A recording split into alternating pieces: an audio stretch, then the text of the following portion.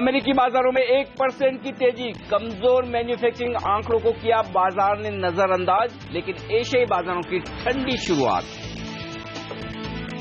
Tata Motors, hero MotoCorp, TVS motor के लिए फीका रहा नवंबर। बाजार बंद होने के बाद आए बिक्री आंकड़े।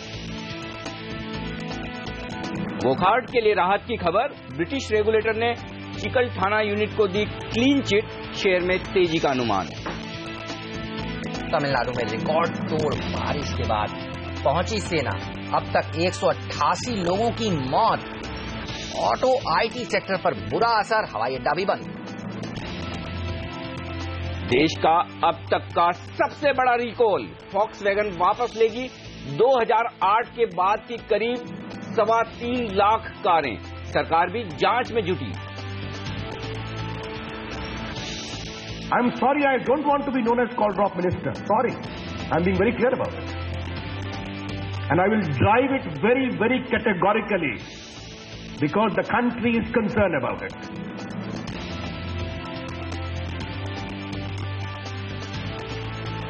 कॉल ड्रॉप पर टेलीकॉम मंत्री ने दिखाए तीखे तेवर, कहा बर्दाश्त नहीं करेंगे कॉल ड्रॉप्स।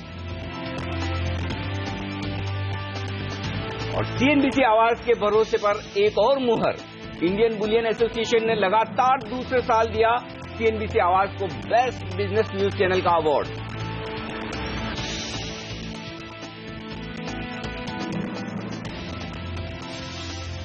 और बाजार के लिए आज दुनिया भर के बाजारों से मिले जुले संकेत, लेकिन क्या कल की मजबूती को और आगे बढ़ाएंगे? क्या 8000 के पार निकलेंगे और क्या तेजी का यही रुझान बरकरार रहेगा? फिलहाल संकेत अच्छी तरफ ज्यादा है और उम्मीद करें कि बाजारों में तेजी रहेगी। क्या हो आपकी रणनीति, ऐसे में इस पर हमारा खास फोकस। नमस्कार, मार्केट काउंटडाउन में आप सबका स्वागत है।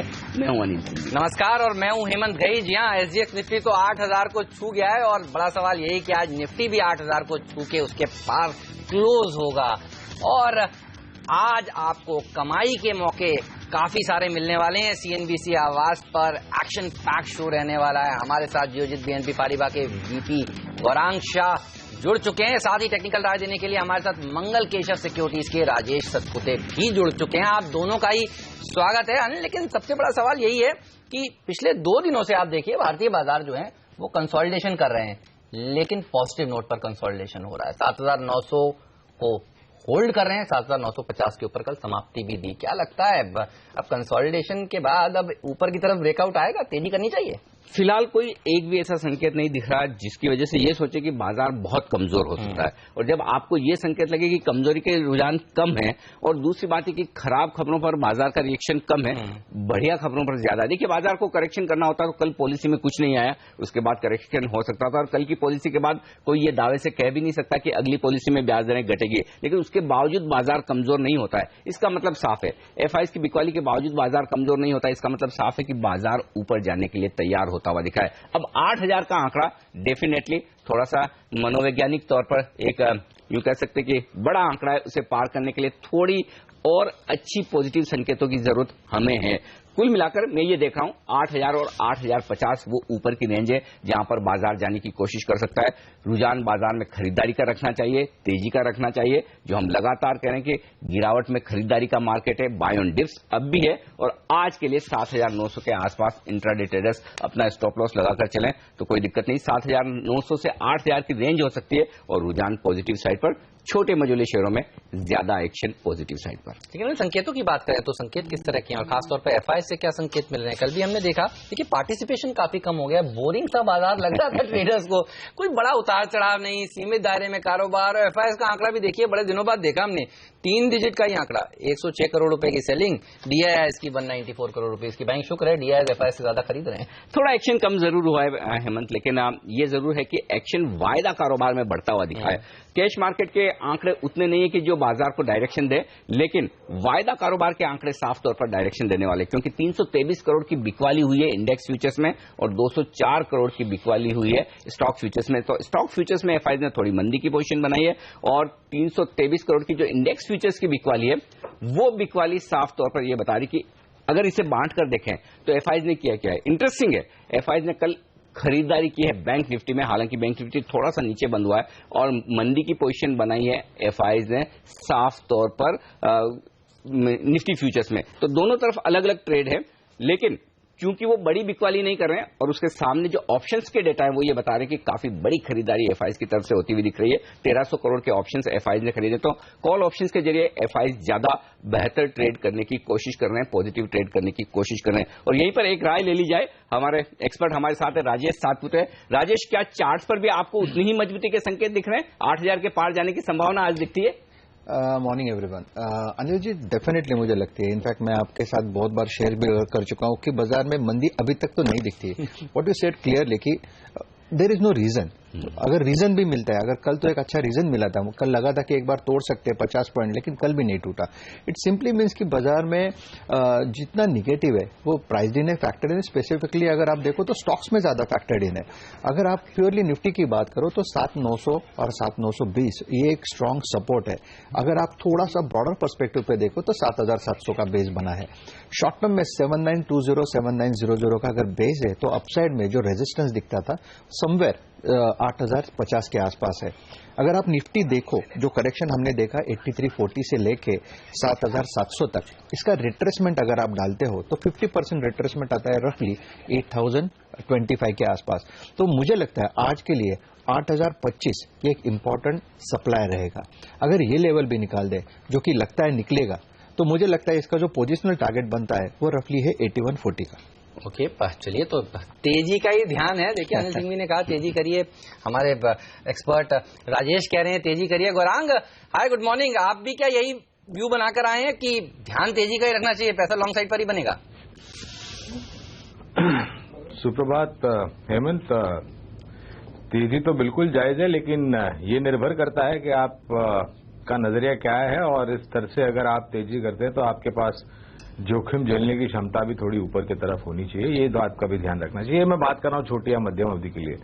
बहरहाल ये भी हकीकत है कि 7700 पर जब काफी नकारात्मक परिस्थिति थी पिछले महीने में, जब एक्सपायरी हो रही थी उसके कुछ दिनों पहले ही हमने 7700 के स्तर छुए थे, और एक अनुमान तो ये लगा रहे थे लोग कि शायद और भी नीचे की तरफ के दायरे होंगे। लेकिन अगर आप पिछला इतिहास पिछले 6 महीने का देखें तो हमने इस स्तर के आसपास जाकर के हेमंत ऊपर के तरफ के दायरे बनाए थे, और वो दायरे बने थे 8300 के करीब।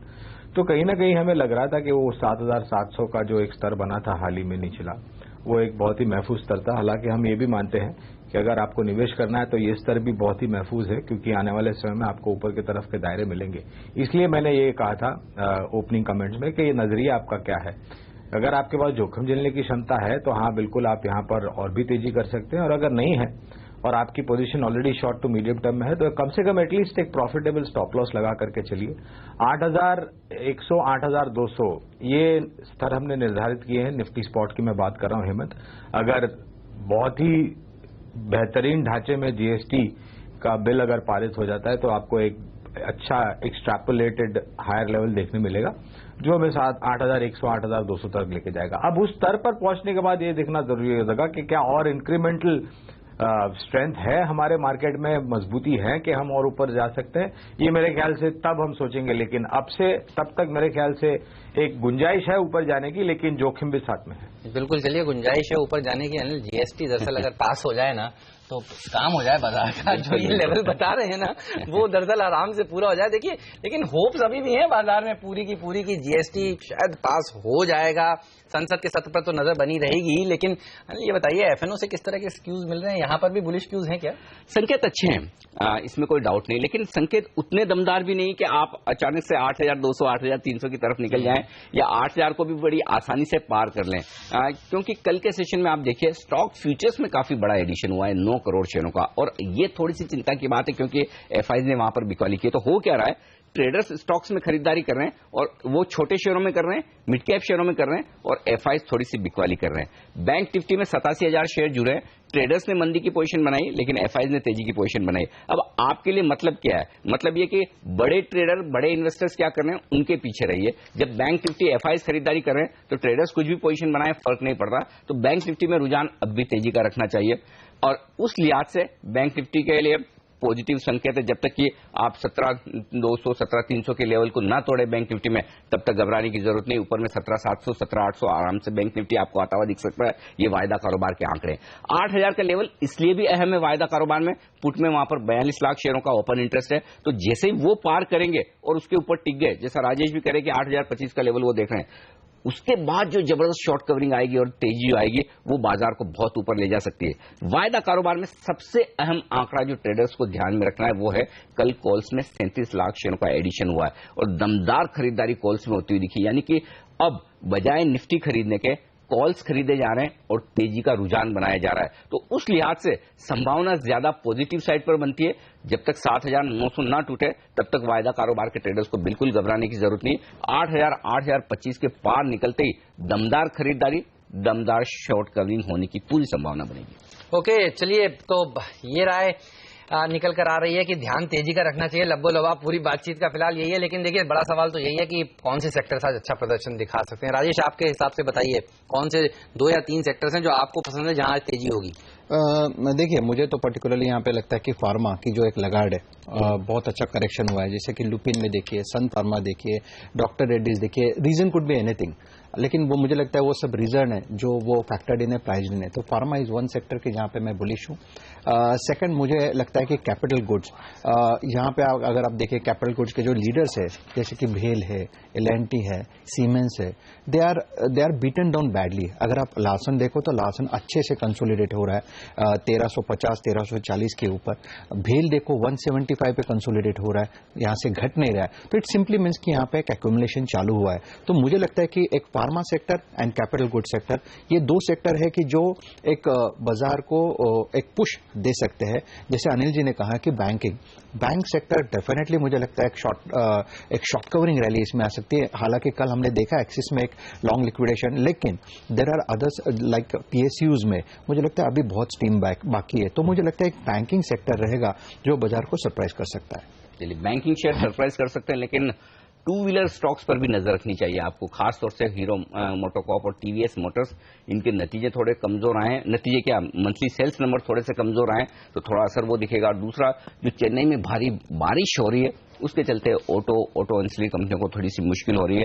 थोड़ा दबाव सेंटिमेंट के लिहाज से आईटी कंपनियों पर पड़ सकता है, हो सकता है थोड़ा सा एविएशन कंपनियां, क्योंकि वहां पर एयरपोर्ट बंद है, थोड़ा असर वहां पर दिख सकता है। तो कमजोर शुरुआत हो सकती है, लेकिन ये याद रहे ये स्टॉक्स हैं बड़े तेजी के मोमेंटम में और गिरावट में यहाँ पर खरीदारी हो सकती है। तो अगर गैप से खुल जाएं तो फिर शायद मंदी करने के मौके नहीं होंगे, फिर उसके बाद आपको तेजी करने का मौका ढूंढना चाहिए। ये बताएं गौरांग, आपकी नजर कहां है आज? आप कौन से स्टॉक्स और सेक्टर्स पर फोकस बनाए हुए हैं?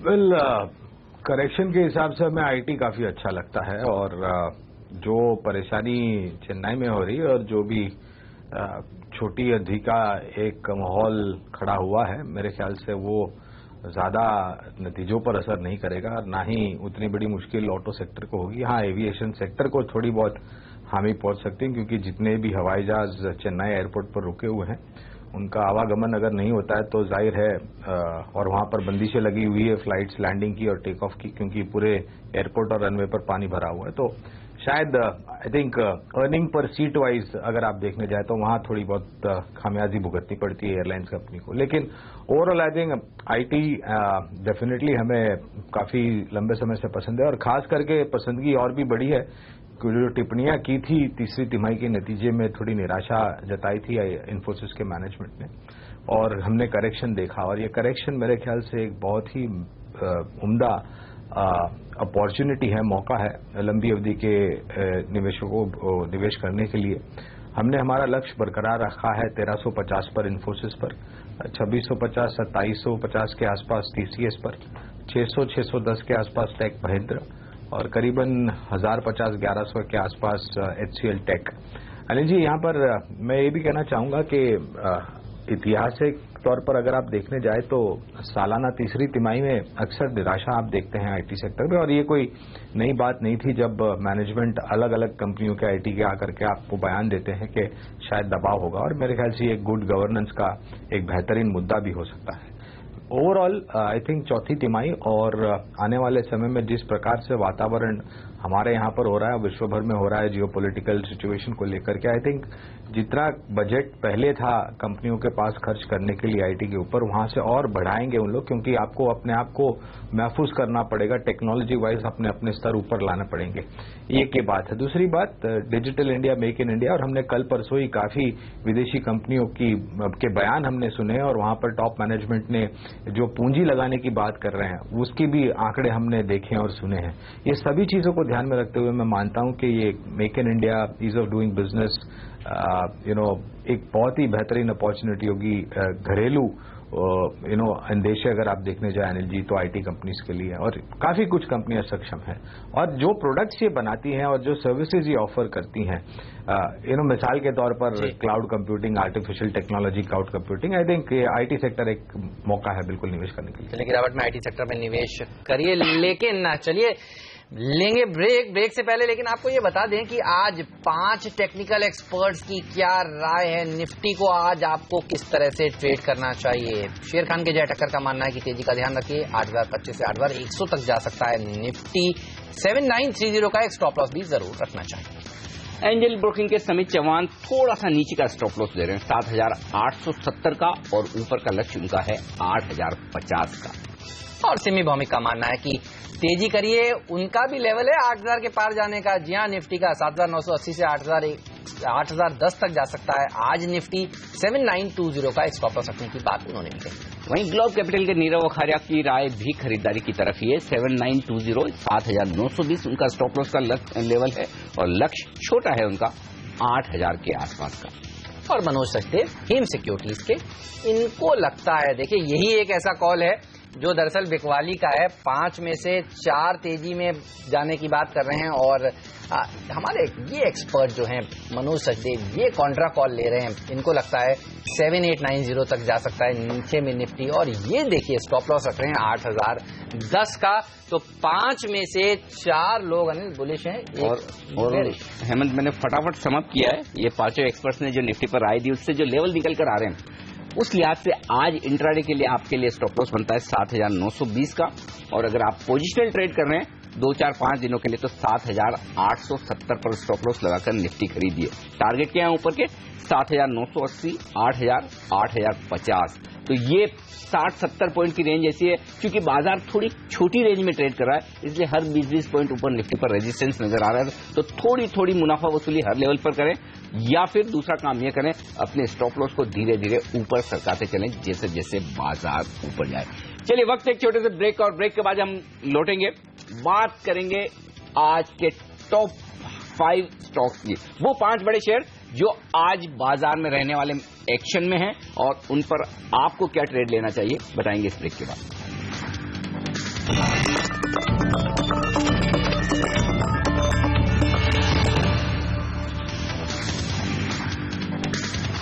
और अब वक्त है टॉप 5 शेयरों का, जहां पर आज दिखेगा जबरदस्त एक्शन। और सबसे पहले ऑटो स्टॉक्स। कल बाजार बंद होने के बाद 3 दिग्गज ऑटो कंपनी ने अपने नवंबर महीने की बिक्री के आंकड़े पेश किए, और तीनों के तीनों कमजोर हैं। सबसे पहले बात करें टीवीएस मोटर्स की।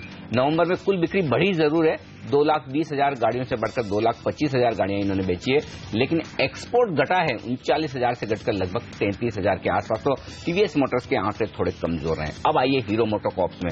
हीरो मोटोकॉर्प्स में भी अगर आप देखें तो बिक्री महज 0.5% बढ़ी है, साल दर साल 5.5 लाख यूनिट के आसपास इन्होंने अपनी बाइक्स बेची है।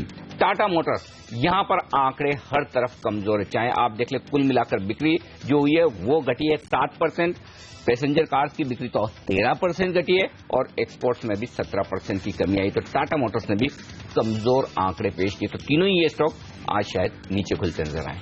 चलिए, लेकिन वोखाट के लिए बेहतरीन खबर है, और स्टॉक में खुलते ही एक अच्छी रैली देखने को मिलेगी, और पिछले 2 ट्रेडिंग सेशन से ये स्टॉक मोमेंटम में भी है। जी हां, खबर ये आई है कि ब्रिटिश रेगुलेटर जो है, जिन्होंने कुछ दिनों पहले यहां पर जांच की थी इनके चिकल थाना प्लांट की, उस जांच के बाद क्लीन चिट दे दी है उन्होंने। तो इसका मतलब ये हुआ कि अब यहां से, इस फैसिलिटी से, इस यूनिट से यूके को एक्सपोर्ट वापस से शुरू हो जाएगा दवाओं का, और इसके बाद सबकी नजर होगी कि यूएस क्या करता है, उस पर भी अगर क्लीन चिट आता है तो फिर कहने ही क्या। लेकिन आज के लिए जो खबर है वो यूके रेगुलेटर की है, और स्टॉक में जबरदस्त तेजी देखने को मिलेगी। कॉक्स एंड किंग्स ये स्टॉक आज एक्शन में क्योंकि इन्होंने अपना कुछ कारोबार बेचा है। एक्सप्लोर वर्ल्ड वाइड में हिस्सा जो बेचा है वो 258 मिलियन पाउंड में बेचा है यहां पर यूके की एक कंपनी को। इसके अलावा एक और ट्रेडर्स का फेवरेट शेयर आज सुर्खियों में है, वो है डेल्टा कॉर्प। जहां कल बाजार बंद होने के बाद एक्सचेंजेस को ये सूचना दी गई है डेल्टा कॉर्प की तरफ से कि गोवा में जो इनका होटल था उसका नाम था डेल्टिन स्वीट्स, इसमें कैसीनो के लाइसेंस को मंजूरी मिल गई है। हालांकि बाजार को अनुमान था, अपेक्षा थी कि कुछ खबर निकल कर आएगी यहां पर जो दूसरा इनका अभी शुरू होने वाला है दमन में यूनिट, उसके लिए, लेकिन ये भी खबर एक पॉजिटिव खबर है और इस स्टॉक में भी एक अच्छी रैली आज के सत्र में देखने को मिलेगी। IL&FS इंजीनियरिंग को ऑर्डर्स मिलने का सिलसिला बरकरार है। सड़क मंत्रालय ने एक और बड़ा ऑर्डर दिया है बिहार में एक हाईवे बनाने को लेकर 675 करोड़ का, तो स्टॉक आज जबरदस्त एक्शन में रहने वाला है। चलिए वक्त एक छोटे से ब्रेक का, और ब्रेक के बाद हमारे एक्सपर्ट्स हमारे साथ हैं, उनसे बात करेंगे इन सारे शेयरों पर। लेकिन इस वक्त एक बड़ा मुद्दा है और वो है चेन्नई की बारिश का। डेफिनेटली इस बारिश की वजह से कई सारी कंपनियों की चिंताएं बढ़ गई, कई कंपनियों का कारोबार बंद है, वहां का एयरपोर्ट बंद है। किस तरह की दिक्कतें हैं और किस तरह से बारिश का आगे जाया जाए, इस पर हम बातचीत करेंगे मौसम विभाग के डायरेक्टर DS पै से एक छोटे से ब्रेक के बाद।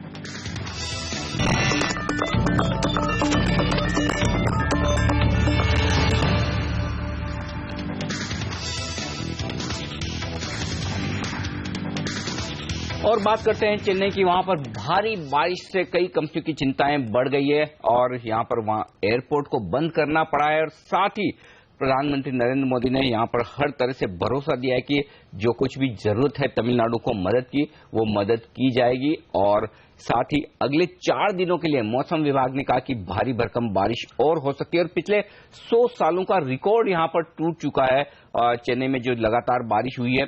और 15 दिनों से तमिलनाडु में अलग अलग हिस्सों में रुक रुक कर बारिश हो रही है, स्कूल कॉलेज बंद कर दिए गए हैं। और मौसम विभाग ने आने वाले समय में उत्तरी तमिलनाडु और पुदुचेरी दोनों में भारी बारिश की आशंका जताई है। लगभग 188 लोगों की मौत हुई है। इसी बारिश पर बात करते हैं, मौसम के हालात पर बात करते हैं। हमारे साथ मौसम विभाग के डायरेक्टर DS पै साहब कार्यक्रम में शामिल हो रहे हैं। पै साहब, स्वागत है आपका CNBC आवाज पर।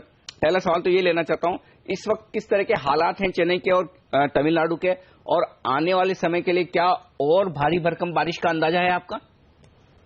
देखिए, इस महीने में नवंबर 15 के बाद में एक one after another low pressure area move कर रहे हैं इस रीजन में।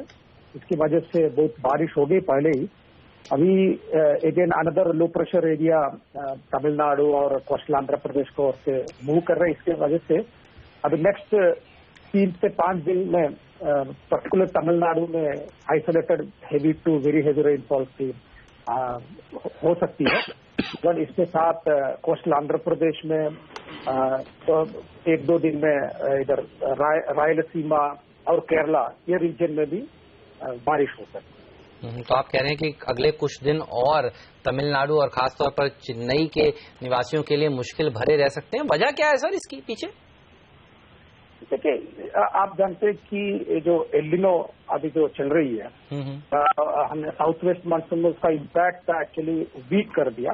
लेकिन जनरली ये देखा हुआ है कि जब भी एलिनो होता है, जो north east monsoon particular Tamil Nadu और सदर्न स्टेट्स में इसका अबोव नॉर्मल रेनफॉल होता है। तो इसके बारे में हमने अक्टूबर में ही अबोव नॉर्मल रेनफॉल का भी प्रेडिक्शन दिया था इस एरिया के लिए। ये क्या होता है कि एलिनो के टाइम में जो भी लो प्रेशर या डिप्रेशन चलते हुए वो स्ट्रेट अवे वेस्टर्ली तमिलनाडु ये एरिया में जाता है। और नॉर्मल ईयर्स में ये कभी कभी ये साइक्लोन बनती है और रिकवर करके बांग्लादेश, म्यांमार वो एरिया में जाती है। तो एलिनो के साल में ये जो लो प्रेशर एरिया बहुत एक्टिविटी होती है, ये कारण है बहुत बारिश हो। ओके सर, ये बताएं कि उत्तरी भारत में और खासतौर से उत्तर प्रदेश में भी काफी ठंडी हवाएं, बड़ी तूफानी हवाएं चल रही है। क्या वहां पर भी मौसम के मिजाज बिगड़ने के कुछ आसार है और क्या सावधान रहने की, सतर्क रहने की जरूरत है? देखिए, एक्चुअली अभी नॉर्थ इंडिया में एक आइसोलेटेड वेस्टर्न डिस्टर्बेंस का एसोसिएटेड कुछ एक्टिविटी है, लेकिन इधर बहुत बारिश तो नहीं होगा। माइल्ड मॉडरेट रेनफॉल हो सकती है नॉर्दर्न पार्ट में, पर्टिकुलर यूपी में, नाइबरिंग रीजन बिहार में। लेकिन इतना जैसे चेन्नई जैसे नहीं होगा। ओके, चलिए, बस शुक्रिया आपका सर आज इस चर्चा में शामिल होने के लिए और ये अपडेट हमें देने के लिए। हमारे साथ हमारे दोनों मेहमान बने हुए हैं, गौरांग शाह और राजेश सतपुते। गौरांग, आपसे राय लेना चाहूंगा, ये बताइए, हमने देखा है तमिलनाडु जो है वो ऑटो के तौर पर एक बड़ा हब है। हरियाणा और महाराष्ट्र के बाद आप देखिए इसका ही नंबर आता है और काफी सारी कंपनियों में कामकाज ठप है। ऑटो कंपनियों में टीवीएस मोटर ने तो ये तक कह दिया कि 15,000 कम गाड़ियां वो बेच पाए इस वजह से, इस दिक्कत की वजह से। फेस्टिवल सीजन के आंकड़ों में उतने कम नंबर्स रिफ्लेक्ट हो रहे हैं। आप कैसे देख रहे हैं इस इम्पैक्ट को, और क्या ऑटो शेयरों में आज इसके चलते थोड़ा दबाव आपको दिख रहा है, होगा क्या? हेमंत, असर तो पड़ेगा लेकिन इतना गहरा असर नहीं पड़ेगा, क्योंकि ये जो 15,000 के आंकड़े के आप जिक्र कर रहे हैं, मेरे ख्याल से नॉर्मली, और ये जो बारिश का जो संकट खड़ा हुआ है और ये जो जल जमा हुआ है, वो मोटे तौर पर सेंट्रल चेन्नई और सबर्बन एरियाज में है। आउटस्कर्ट्स में इतनी बड़ी दिक्कतें नहीं हैं और पानी वहां पर से निकल नहीं रहा है जहां पर जमा हुआ है। और जहां तक ये मैन्युफैक्चरिंग फैसिलिटीज का सवाल है, वो ज्यादातर आपको शहर की जो सीमा होती है उसके बाहर होने की बहुत गुंजाइश है। लेकिन जो बिक्री होती है उसको लेकर के एक बिल्कुल प्रश्न चिन्ह लग जाता है, क्योंकि अगर पानी जमा हुआ है सभी जगहों पर, तो पहले तो जो ट्रांसपोर्टेशन होना चाहिए फिनिश गुड्स का वो नहीं होता है, अटक जाता है वो। दूसरी तरफ जहां पर ये इन्वेंट्रीज जमा होती है वहां पर महफूज तरह से रखी है कि नहीं, या वहां पर भी पानी में डूबने की गुंजाइश है। अगर ऐसा होता है तो जाहिर है कोई भी ऐसा माल नहीं लेगा। और तीसरी तरफ शायद एक नकारात्मक सा असर छोटी अवधि में पड़ सकता है। लेकिन ये भी कहना चाहूंगा कि ये जो आंकड़े हम महीने दर महीने बिक्री की बात कर रहे हैं चौपहिया और दोपहिया वाहनों की कंपनियों के, वो पिछला महीना जो था वो मेरे ख्याल से फेस्टिव सीजन था, उसको लेकर के आई थिंक एक डायरेक्ट कंपैरिजन करें तो जाहिर है आपको निराशा लगेगी। उम्मीद रखता हूं आने वाले समय में ये पिकअप होता नजर आएगा। तो उम्मीद की जाए कि आगे आने वाले समय में सिचुएशन बेहतर हो, लेकिन फिलहाल आज थोड़ा सा सेंटिमेंट के लिहाज से असर देखना होगा इन तमाम सेक्टर्स पर। ब्रेक का वक्त है और ब्रेक के बाद फोकस होगा वायदा कारोबार पर, क्योंकि वायदा कारोबार के एक्सपर्ट एलकेपी सिक्योरिटीज के डेरिवेटिव एनालिस्ट गौरव बिस्ला हमारे साथ जुड़ेंगे इस ब्रेक के बाद।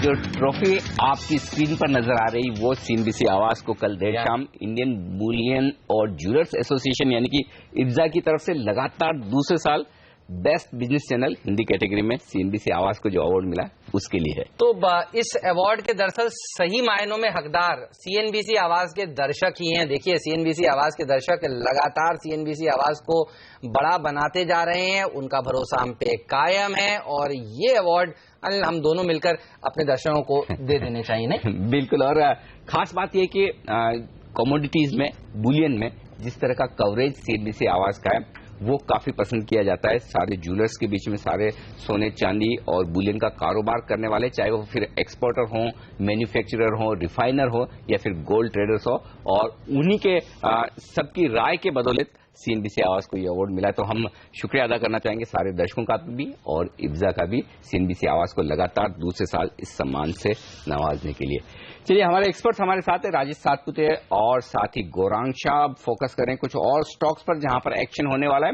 और स्टॉक्स न्यूज में हमने आपको बताया कि डेल्टा कॉर्प आज से उसे गोवा में एक और कैसीनो शुरू करने की इजाजत मिली है। ये बताएं चार्ट्स पर कितनी और मजबूती बन सकती है डेल्टा कॉर्प के लिए और क्या खरीदारी का मौका है? राजेश, क्या करेंगे आप?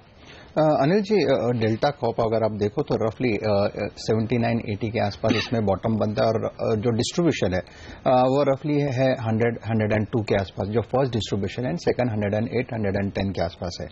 मुझे लगता है कि न्यूज के चलते may be there is a spot, लेकिन वो स्पॉट खेलने के बजाय मुझे इतना तो डेफिनेटली पता है कि दिस वाज द स्टॉक कि जो हाईली रिकमेंडेड था और लोगों के पास बहुत सारा पोजीशन इसमें भरा पड़ा है। तो मेरा यही रहेगा व्यू कि अगर पोजीशन है तो डेफिनेटली लॉन्ग लिक्विडेशन करिए। न्यूज बेस्ड काउंटर है, न्यूज पे इसको बिकवाली करे तो ज्यादा बेहतर है। बिल्कुल, चलिए तो गैप अप खुले तो वहां पर मुनाफा वसूल लें अगर आपके पास ये शेयर है। ये राय राजेश दे रहे हैं। और राजेश, कैसी तरह की राय वो खाट में भी है? देखिए वो खाट में भी रनअप देखने को मिला है पिछले कुछ दिनों में, ठीक उसी तरह जिस तरह डेल्टा कॉप में रनअप देखने को मिला है। और रनअप के बाद कल बाजार बंद होने के बाद ही दोनों ही दरअसल खबरें आई हैं। क्या वो खाट में भी आपकी यही राय है या आपको लगता है नहीं ये स्टॉक और ऊपर जा सकता है? यूके से हरी झंडी मिली है बड़े दिनों के बाद चिकलथाना प्लांट को, अब यहां से एक्सपोर्ट शुरू हो जाएंगे। हेमंत, वो कार्ड में वो सलाह नहीं रहेगी to be very frank with you, क्योंकि जो वीकली चार्ट है इस पे ब्रेकआउट मिला है रफली 1600-1610 का यहाँ पे वीकली ब्रेकआउट है। और अपसाइड में रफली 500-550 रुपए का मुंह दिखता है। इट सिंपली इंडिकेट्स इसका जो ओल्ड हाई था 2000 वो एक बार पार हो सकता है। तो वो कार्ड में मैं इतना ही कहूंगा, अगर यहाँ पे फ्रेश लॉन्ग इनिशिएट करना है तो आपको स्टॉप लॉस रखना पड़ेगा 1600 के नीचे, रफली 30-40 points. It's high beta counter अगर वो वोलेटिलिटी पे उतर आए तो। और जो आपका टारगेट रहेगा वो रफली 2000 प्लस का रहेगा। गौरांग, ऑटो शेयरों में जिन्होंने 3 कंपनियों ने कल बाजार बंद होने के बाद अपने नवंबर महीने के बिक्री के आंकड़े घोषित किए हैं, टीवीएस मोटर्स, हीरो मोटोकॉर्प और टाटा मोटर्स, तीनों के आंकड़े थोड़े कमजोरी की तरफ दिख रहे हैं। उम्मीद से थोड़े से कम आंकड़े इन्होंने बिक्री के दिखाए। अब ये बताइए, कमजोर शुरुआत हो सकती है इन आंकड़ों के दम पर, और अगर कमजोर शुरुआत हो तो कौन सा स्टॉक आपको लगता है कि खरीदना चाहिए? Well Anil ji, TVS motor पर तो पहले डिस्क्लोजर ये देना चाहेंगे कि 240 के आसपास हमने कवरेज शुरू की थी और लक्ष्य करीबन 275-285 के आसपास निर्धारित करी थी, जो इसने बखूबी मुकम्मल कर चुका है। उसके बाद हमने कोई कवरेज नहीं निकाली। तो फिर से अगर गिरावट में आपको उसी स्तर के आसपास मिलता है 240-50 के आसपास, बुरे दिन पर बहुत ही भारी गिरावट आती है तब जाकर खरीदते। लेकिन सबसे बेहतरीन शेयर अगर आप हमें पूछे तो हमें लग रहा है टाटा मोटर का शेयर और डीवीआर होगा। और ये इसलिए होगा क्योंकि हमारी जो कन्विक्शन है, हमारा जो भरोसा है, वो तब भी मुकम्मल था जब इसके डीवीआर करीबन 200-220 के आसपास पहुंचे थे और शेयर करीबन 280 के नीचे फिसला था। और अब भी हमारी राय बरकरार है खरीदारी की। जिस प्रकार से हमने एक प्रीमियम हैचबैक का लॉन्च देखा है, कॉम्पैक्ट प्रीमियम हैचबैक का, जिका का, आने वाले समय में मेरे ख्याल से वो एक बेहतरीन रुझान लाएगा। प्लस 2016, 17, 18 और 19 ये जो 3 या 4 साल है, यहाँ पर आपको बहुत सारे लॉन्चेस दिखाई देंगे। ना तो सिर्फ घरेलू कामकाज टाटा मोटर्स है, लेकिन जीएलआर के लॉन्च पैड से भी आपको बहुत ही बेहतरीन अफोर्डेबल सेगमेंट में दिखेगी। तो मुझे लग रहा है कि अगर तवज्जो देना है या फिर आपको रैंकिंग करनी है तो टाटा मोटर शेयर या डीवीआर पहले पायदान पे आएगा, उसके पश्चात हीरो मोटोकॉर्प, और गिरावट पर 250 के आसपास या 260 के नीचे टीवीएस मोटर्स। ओके, चलिए तो ये राय इन ऑटो शेयरों पर, लेकिन कहीं मत जाइए, लेंगे ब्रेक के बाद आपको बताएंगे कॉक्स एंड किंग्स ने जो अपना एडवेंचर टूरिज्म कारोबार बेचा है 260 करोड़ रुपए में, उससे आज स्टॉक पर क्या असर पड़ेगा। साथ ही सन फार्मा को जिस तरह से एक दवा ऑस्टियोपोरोसिस के लिए यूएसएफडीए की मंजूरी मिली है, आज क्या उसमें भी तेजी होगी, ये सब जानने के लिए बने रहिए सिंबीसी आवाज के साथ।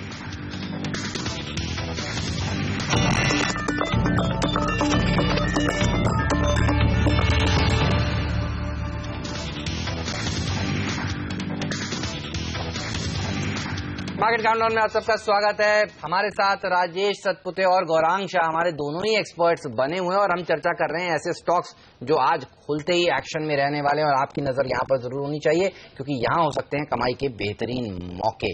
और अब ब्रेक से पहले हम बात कर रहे थे फार्मा शेयरों की और वो खार्ड की, अब बात करेंगे एक और फार्मा काउंटर की और वो है सन फार्मा।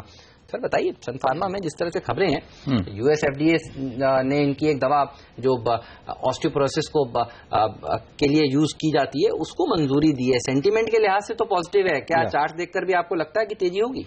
हाँ हेमंत, इनफैक्ट अगर आप वीकली चार्ट देखो यहाँ पे तो रफली इसका जो 200 वीक्स मूविंग एवरेज आता है वो है 710 के आसपास। हमने देखा सन फार्मा में एक अच्छा खासा करेक्शन जो हमने देखा रफली 900-910 से जाके गिरा वो 710 तक, सो इट्स 200 पॉइंट करेक्शन। और मुझे लगता है कि इतना हेल्दी करेक्शन आने के बाद उसमें टेक्निकली अगर आप डेली चार्ट पे देखो तो वो यहाँ पे एक पॉजिटिव डाइवर्जेंस सिचुएशन है और 710 के आसपास है। तो simply means my point is 710 is a strong support और हमें यहाँ पे लॉन्ग इनिशिएट करना है। US stop loss has to be somewhere below 710 और मुझे लगता है इसका जो पोजिशनल टारगेट है, एक जो हम लोग रिलीफ रैली हम देखते हैं रफली, वो प्रोजेक्शन रफली 800-810 तक दिखता है। सो रिस्क टू रिवॉर्ड के लिहाज से एक बहुत बेहतरीन एक बाय ऑन डिप वैल्यू यहाँ पे मिलता है। बिल्कुल। और अब हमारे साथ वायदा कारोबार की रणनीति देने के लिए एलकेपी सिक्योरिटीज के डेरिवेटिव एक्सपर्ट गौरव बिस्सा भी कार्यक्रम में शामिल हो चुके हैं। गौरव, आपका भी स्वागत है सीएनबीसी आवाज पर। नमस्कार। पहला सवाल तो निफ्टी पर ही लेना चाहूंगा, क्या तेजी करके चलेंगे? यदि हाँ तो लेवल्स बताइए अपने। नमस्कार अनिल जी, मेरे हिसाब से निफ्टी में जो अगर पॉजिटिव मोमेंटम है उसके अगेंस्ट में भी फिलहाल जाना नहीं चाहूंगा। कल हमने देखा कि आरबीआई पॉलिसी का जो एक अनइवेंटफुल कंसेंसस था कि शायद नहीं बढ़ेंगे, इंटरेस्ट रेट्स कट नहीं होंगे, फिर भी मैं ये कहूंगा कि जो अच्छी मोमेंटम पकड़ी है निफ्टी ने, मेरे हिसाब से 8,050 तक आप लक्ष्य देख सकते हैं। यहाँ पे आप बाय कर सकते हैं तकरीबन 7950 और अगर सेफर साइड में किसी को चाहिए तो 7920 पे बाय कीजिए। 7880 का स्टॉप लॉस, 8050 का टारगेट होगा। ये थोड़ा हफ्ते भर तक का व्यू होगा। 2-3 दिन के लिए मेरे हिसाब से आप बाय कर सकते हैं 7950 पे, उसका लक्ष्य होगा 8020 और 7920 का उसमें स्टॉप लॉस रख सकते हैं आप। और ये बताइए, अगर एक कॉल आपको लेनी हो आज, एक ट्रेड करना हो तो कहां पर करेंगे? ये स्टॉक्स में या स्टॉक फ्यूचर्स में या स्टॉक ऑप्शंस में मुझे सबसे बेहतरीन जो अभी लग रहा है, जो क्विक बक्स जो कहते हैं, वो है एचपीसीएल का। मेरे हिसाब से एक अच्छा मोमेंटम है उसमें। फ्रेश लॉन्ग्स बनते हुए देखे गए, कंसिस्टेंट बेस पे फ्रेश लॉन्ग्स बने हैं और तो मैंने ऑप्शंस में काफी अच्छा एक्शन देखा गया है। 840 कॉल में सबसे अधिक मात्रा में ओआई था, उसके ऊपर क्लोज हुआ है। तो सारे संकेत है कि आने वाले दिनों में काफी अच्छा आपको मोमेंटम देखने मिल सकता है। मेरे हिसाब से आप स्टॉक कैश में बाय कर सकते हैं या फ्यूचर में बाय कीजिए। 890 895 का उसमें लक्ष्य रख सकते हैं और 825 का स्टॉप लॉस रखिए। मेरे हिसाब से काफी इसमें आपको जल्दी पैसा मिलने की उम्मीद है। अच्छा, ये बताइए गौरव कि निफ्टी ज्यादा मजबूत दिख रहा है या फिर बैंक निफ्टी, और दोनों में से एक खरीदना हो तो फिर क्या होगा? और वैसे भी अगर आपको बैंक निफ्टी अगर ज्यादा मजबूत ना भी दिख रहा हो तब भी उसके टारगेट्स और स्टॉप लॉस बता दीजिए।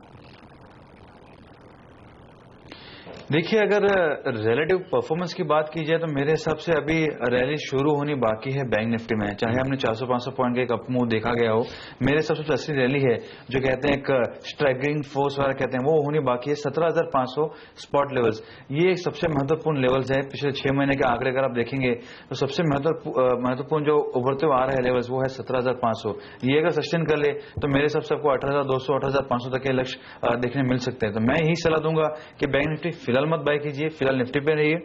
अगर 17,500 सस्टेन कर लेता है बैंक निफ्टी, तब 17,200 का स्टॉप लॉस रखिए और 18,200 का आप इसमें टारगेट की उम्मीद कर सकते हैं। तो रिस्क भी काफी फेवरेबल हो जाएगा और उस दौरान आपको पीएसयू बैंक्स हुए, इंडिविजुअल प्राइवेट नेम्स हुए, ये भी काफी बजिंग हो जाएंगे। हाल फिलहाल मेरे सबसे ट्रेड प्रीएम्प्ट करना बेहतर नहीं होगा। कॉक्सिन किंग्स पर आपसे राय लेना चाहता हूं। गौरांग, ट्रैक करते हैं आप इस काउंटर को क्या? यहाँ पर देखिए जो खबरें आ रही हैं पिछले कुछ दिनों से, वो यही आ रही हैं कि नॉन कोर सेक्टर्स जो कंपनी ने अपने लिए आइडेंटिफाई करे हैं, कुछ दिनों पहले कैंपेइंग बिजनेस इन्होंने आइडेंटिफाई किया था, उसे बेचा था करीब 900 करोड़ में, और अब इन्होंने एक और आइडेंटिफाई किया था बिजनेस एडवेंचर टूरिज्म का, उस कारोबार को पूरे के पूरे कारोबार को बेच दिया है यूके की एक कंपनी को 260 करोड़ रुपए में। तो धीरे धीरे करके इनका फोकस क्लियर होता जा रहा है। ये स्टॉक में क्या तेजी देखने को मिल सकती है आज, और लॉन्ग टर्म के लिए क्या व्यू है इस पर? हेमंत, कवरेज नहीं है तो हम टिप्पणी नहीं कर पाएंगे। चार्ट पर पूछते हैं फिर, कैसा लगता है राजेश, बताइए। हेमंत, कॉक्सन किंग्स में एक शॉर्ट टर्म में इनफैक्ट एक सेल मिला है, रफली 255-56 के आसपास का रेजिस्टेंस है जो इसका 200 डीए में भी है। लेकिन मुझे पर्टिकुलरली लगता है कि एक अगर आप थोड़ा सा उसको बड़े तौर पे देखें तो एक कंसोलिडेशन है। सो कंसोलिडेशन, एक range bound consolidation 235 on a lower side and 255-260 on a higher side. What I need is a clarity, either एक करेक्शन में मे बी डिपेंड हो सकता है अगर 235 का लेवल तोड़े तो, और सामने लगता है अगर 255 लेवल का ब्रेकआउट आया तो। सो स्लाइटली यू कैन से एक न्यूट्रल स्टांस यहाँ पे रहेगा। We need a breakout in this. चलिए, थोड़ा ब्रेकआउट की जरूरत है, शायद आज मिले तो मिले, खबर अच्छी है, देखना होगा। बाजार खुलने के बाद एक बार राजेश फिर से आपसे राय लूंगा कि कितनी मजबूती होती है। लेकिन ब्रेक का वक्त है और ब्रेक के बाद वायदा कारोबार के कुछ बेहतरीन स्टॉक, बेहतरीन पिक्स बने रही है हमारे साथ।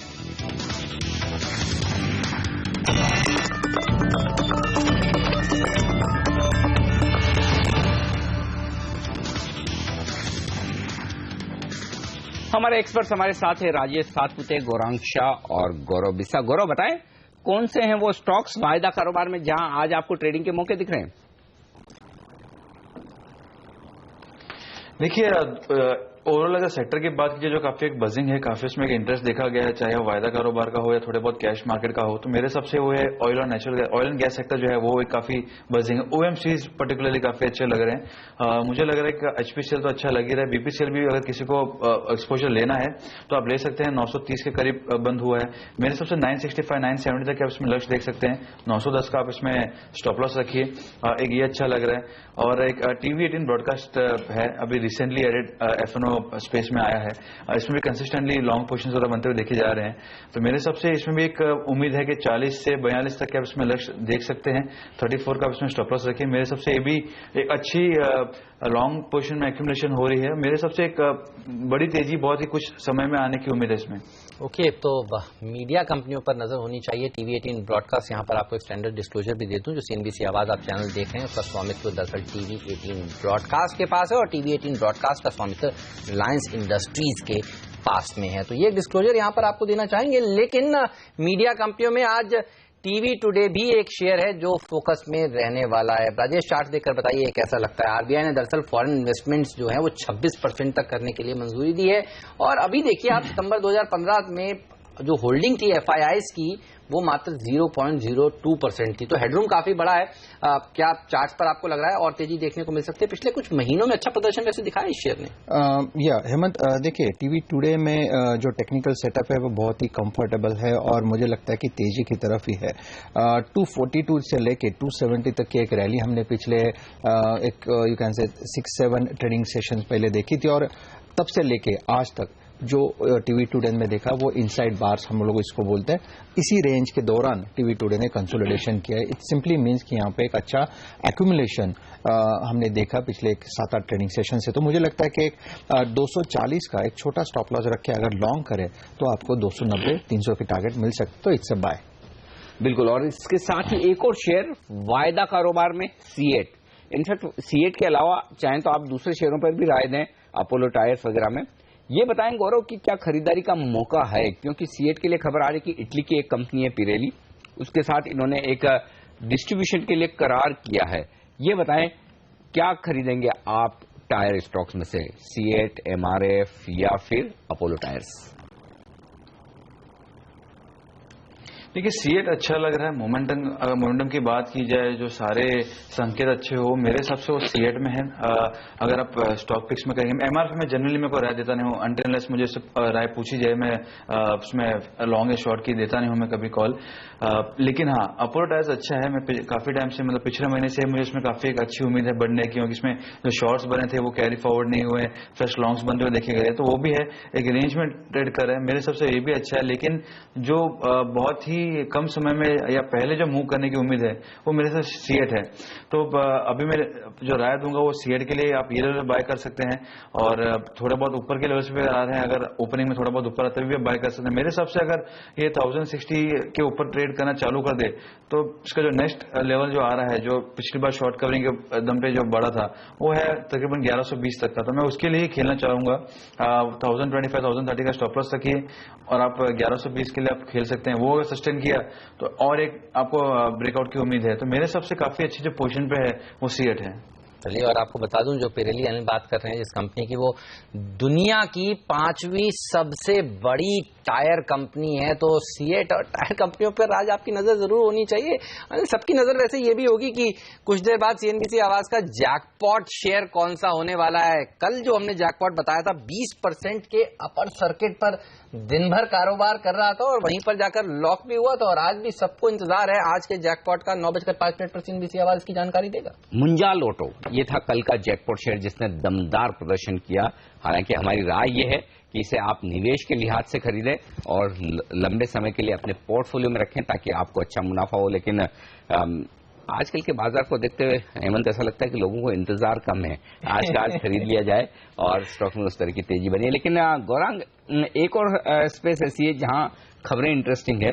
हेवल्स, बजाज इलेक्ट्रिकल, सूर्या रोशनी जैसी कंपनियां, क्योंकि पहले यहाँ पर एलईडी के लिए जो सीएफएल बल्ब और ये सब सीएफएल वाले इलेक्ट्रिकल इक्विपमेंट्स बनाने के लिए सब्सिडी दी जाती थी। अब सरकार ने वो सब्सिडी बंद करने का इरादा किया है और वो ये चाहते हैं कि बजाय सीएफएल के एलईडी को प्रमोट किया जाए, जो कि ज्यादा एनर्जी सेव करती है। ये बताएं, इन शेयरों में क्या एक कमजोरी हो सकती है, और यदि हो तो फिर क्या यहाँ खरीदारी का मौका है, क्योंकि ज्यादातर कंपनियां ये पहले कह चुकी है कि हम एलईडी की तरफ बढ़ रहे हैं, तो क्या असर होगा फिर? वेल, आई थिंक अगर सबसे पहले अगर आपको एलईडी के यूजेज बढ़ानी है या फिर आपको एक कंज्यूमर ग्राहकों का फोकस शिफ्ट करना है, तो जाहिर है आपको ये प्रोडक्ट्स बहुत ही महफूज स्तर पर बेचने के लिए उपलब्ध करनी चाहिए। उसके लिए शायद आपको कुछ रियायतें ये जो कंपनियां बनाती है उनको देनी चाहिए।